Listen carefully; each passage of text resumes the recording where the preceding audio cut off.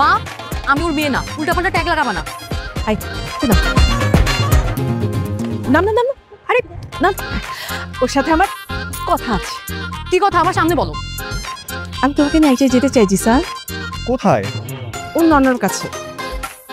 কেন? আমি বলছি কি, শরীফের সাথে না আমার বাবার খুব ঝগড়া হয়েছিল। এরপর থেকে একজন আরেকজনের সাথে কথা বলে বন্ধ করে দিয়েছে।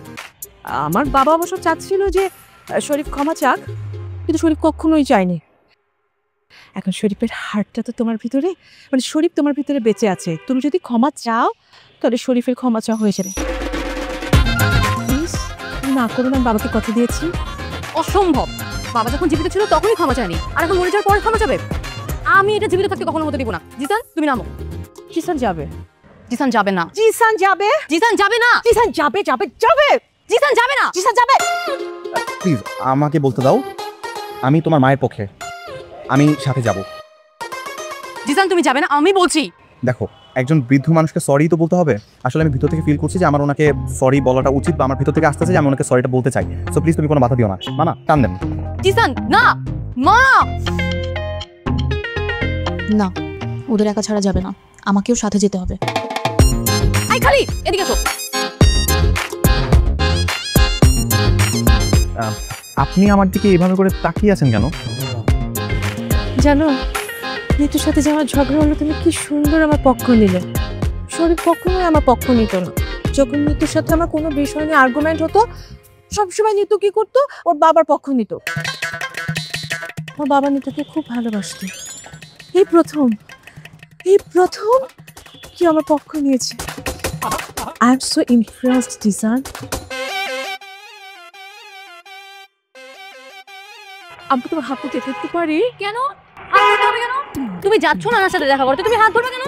তুই আমাদের পিছনে চাচ্ছিস কিসের জন্য? হ্যাঁ, তুই চলে যা। না না না, আমি এত বোকা না। তুমি জিসানকে নানার সাথে দেখা করানোর নাম করে অন্য কোথাও নিয়ে যাও কিনা এটা তোমাকে দেখতে হবে। আমিও যাবো তোমাদের সাথে। যা জিসান, তুমি ওই রিক্সা থেকে আমার রিক্সা আসো।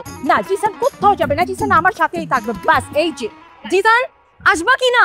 না, এই মামা চল তো, জিসান কোথাও যাবে না। জিসান জিসান তুমি আমার এখানে আসো। না, জিসান কোথাও যাবে না। মামা চলেন না, আসো না,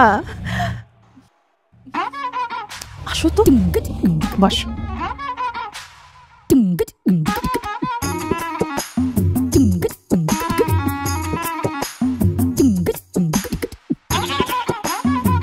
আচ্ছা, আমি একটা বিষয় বুঝতে পারতেছি না।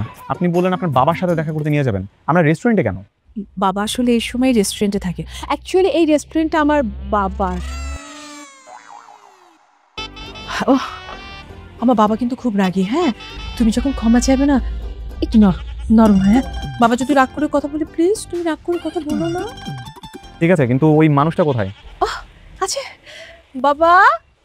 বাবা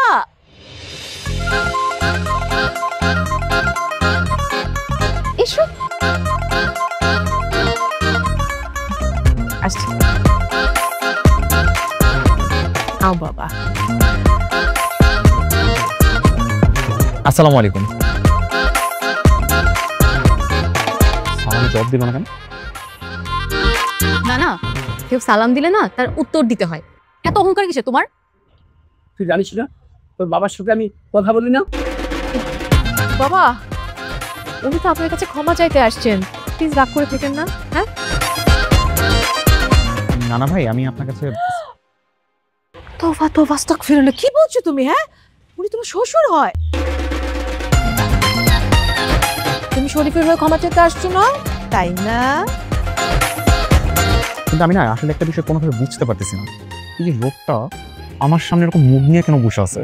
আমি তো এমন একজন মানুষের জন্য সরি বলতে আসছি যে মানুষটা অলরেডি পরপারে চলে গেছে।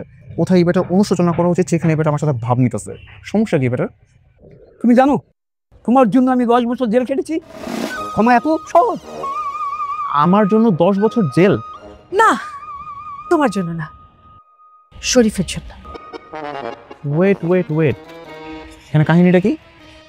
ওনাদের দুজনের মাঝখানে সম্পর্কটা কি ছিল যার জন্য এই মানুষটাকে 10 বছর জেল কাটতে হয়েছে? আচ্ছা আমি বুঝিয়ে বলতেছি। আমার এই নানা একজন ঘুষখোর পুলিশ কর্মকর্তা ছিল। সে সবসময় ঘুষ খেত আর বাবা সবসময় নিষেধ করতো যে ঘুষ যেন না খায়, কিন্তু কে শুনে কার কথা। নানা তার অ্যাক্টিভিটিস চালিয়ে যাচ্ছিল। তারপর একদিন কি করলো বাবা, তার বড় পুলিশ অফিসারকে জানাই দিস। এরপর কি নানার চাকরিও গেল আর সাথে 10 বছরের জেল, তাই না নানা? আপনি কি আসলে একজন এরকম ঘুষখোর অফিসার ছিলেন? হ্যাঁ, আমি ঘুষ খাইতাম, সমস্যা কি? কোনো সমস্যা নাই। সমস্যা আপনার কেন হবে? সমস্যা তো আমার। আমি না জেনে একটা ভুল মানুষের কাছে সরি বলতে আসছিলাম, কিন্তু না, আমার এখানে কোনো সরিটা বলা উচিত না। সরি মুরব্বী, আপনার কাছে কোনো রকম বিন্দু পরিমাণ মাফ চাওয়ার মতো কোনো ইচ্ছা আমার মধ্যে নাই। বাব ভাই পিরিয়ড নাকি ছিল? প্লিজ, আপনি আমার কাছে আর কোনো রকম কোনো রিকোয়েস্ট করবেন না। ওনার জন্য আমার ভিতর থেকে কোনো রকম কোনো রেসপেক্ট, ভক্তি